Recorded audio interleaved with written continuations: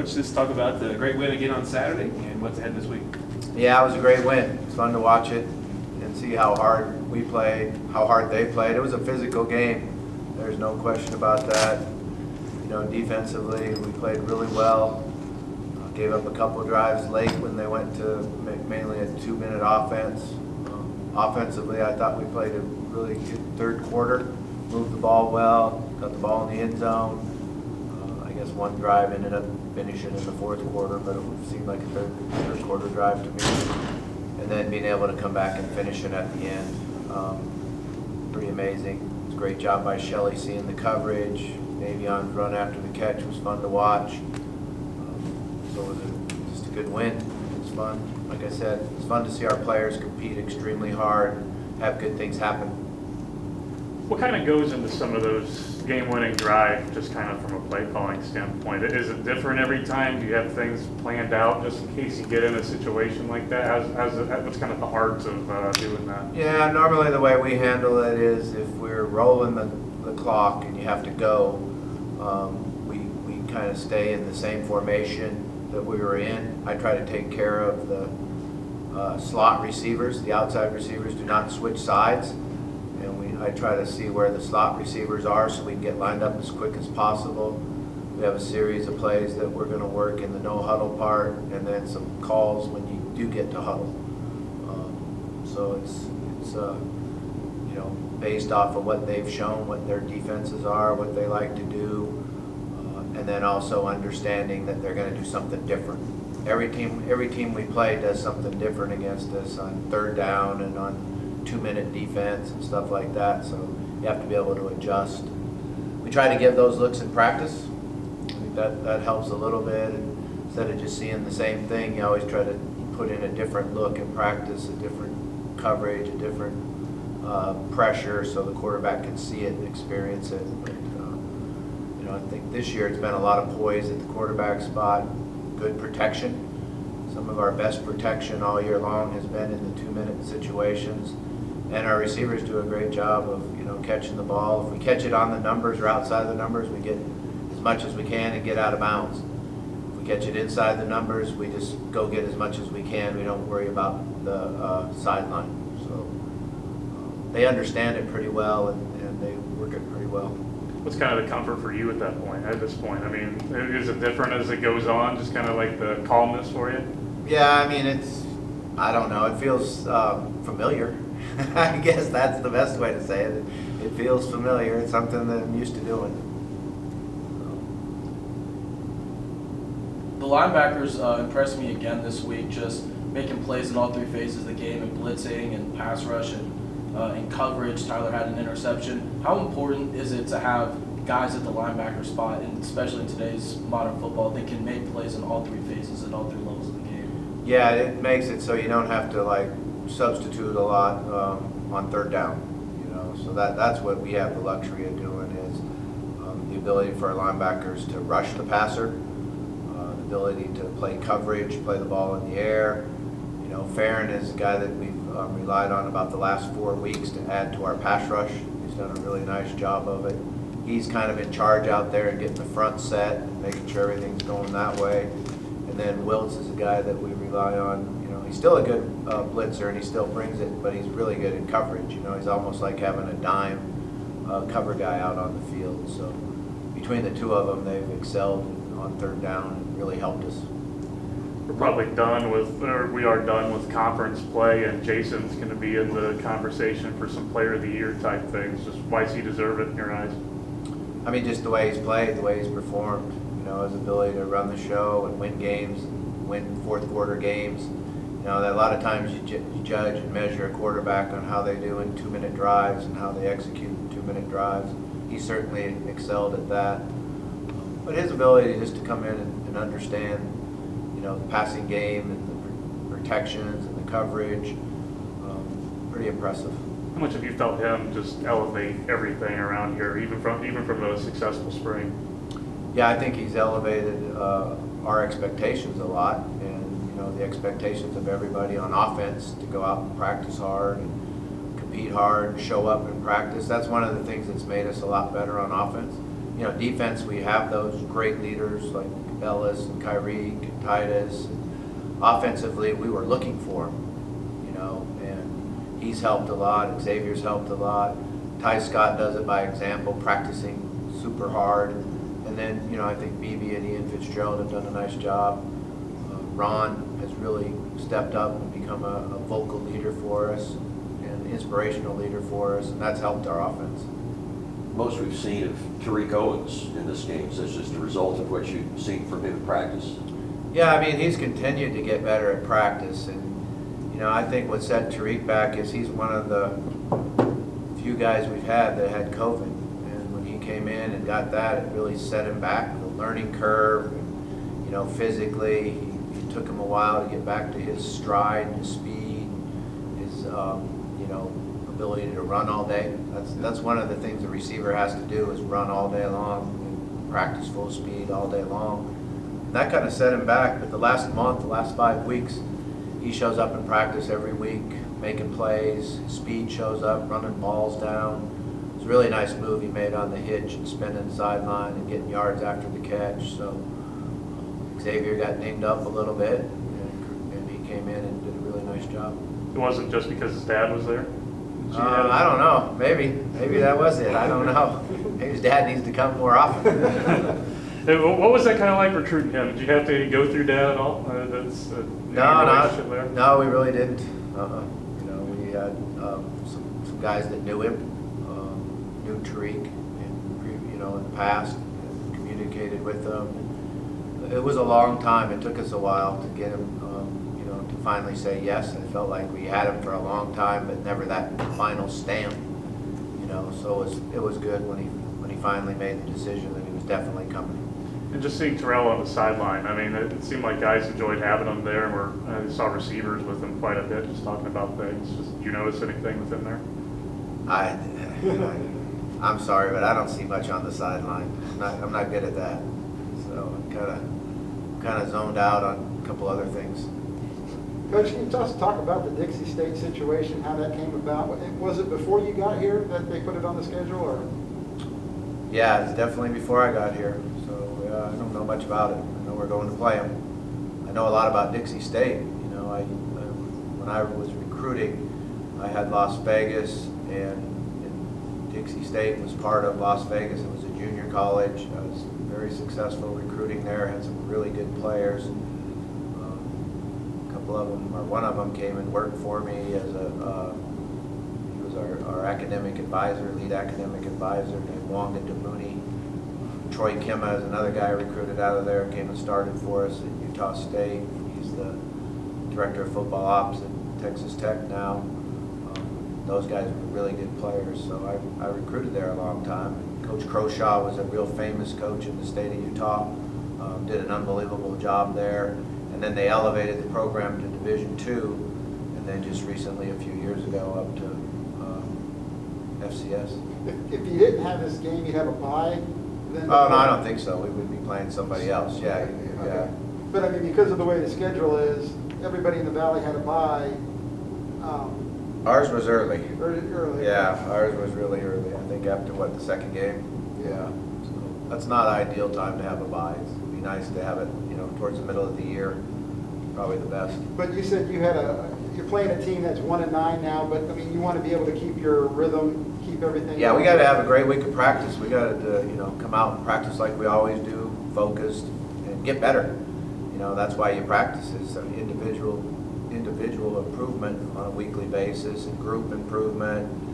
One of the things our players have done a great job of is taking pride in their position groups, pushing each other and getting better as a group all week in practice. So we'll certainly, we're going to coach hard this week, so I guarantee you that. So they'll be focused and not looking past. Yeah, there's nothing to look past. We don't know there's anything, and we just got to go win.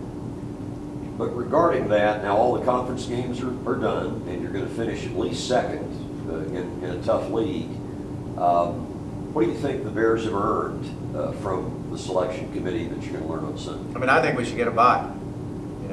We're the number one conference that they say is out there, and we're the second place team in the conference. Why wouldn't we get a bye? But Big Sky Conference is saying they got 3 or 4 teams, and we had one of the toughest schedules. Anybody ranked in the top 25, you see what Oklahoma State has done.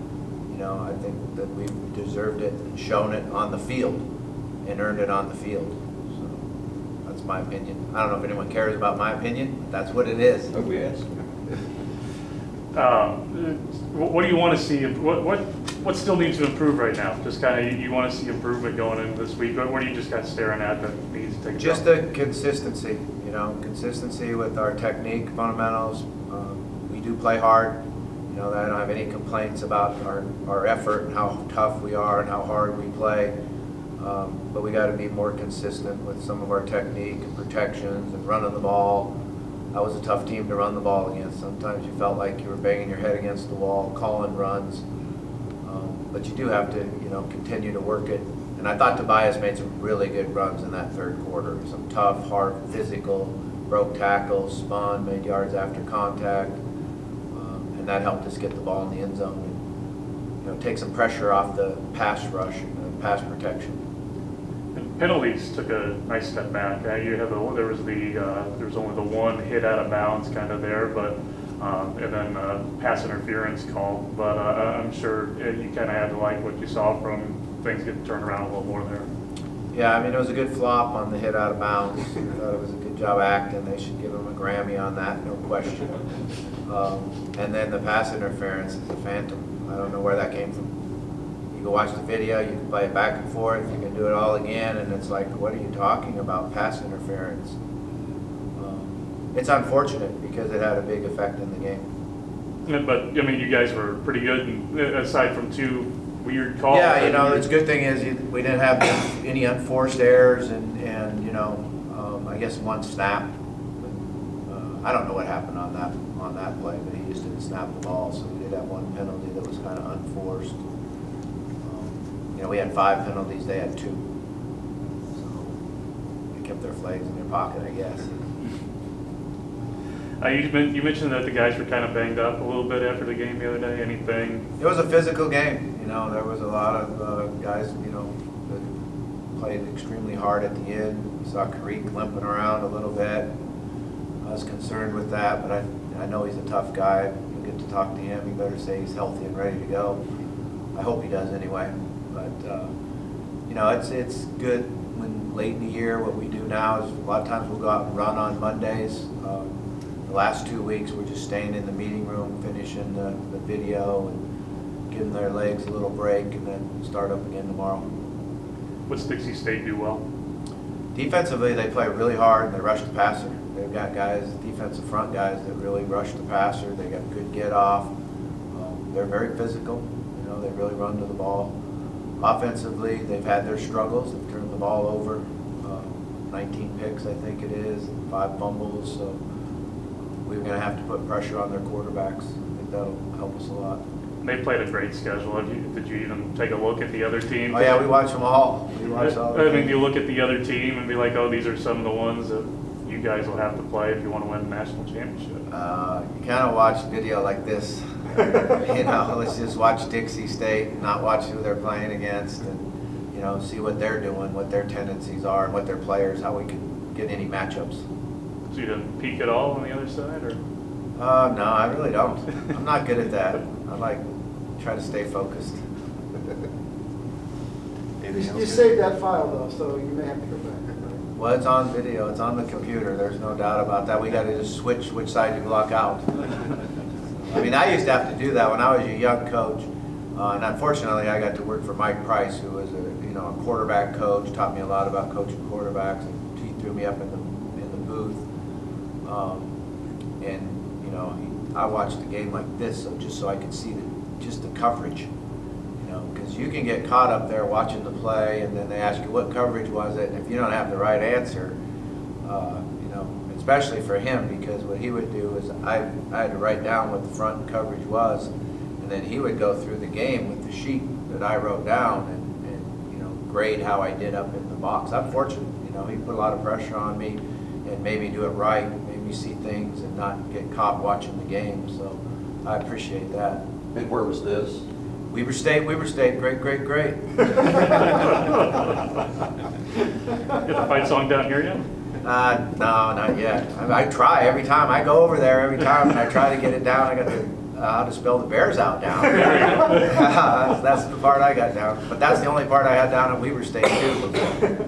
My kids, Weber State, great. That's the only words I know. We'll let you guys get settled in and go straight into questions. Kyriq, are you getting mad at me every time I tweet out that you should have had a pick six in the play? Or? No, not really. It is what it is. You're coming close, man. You think that you're going to be able to get one of those soon?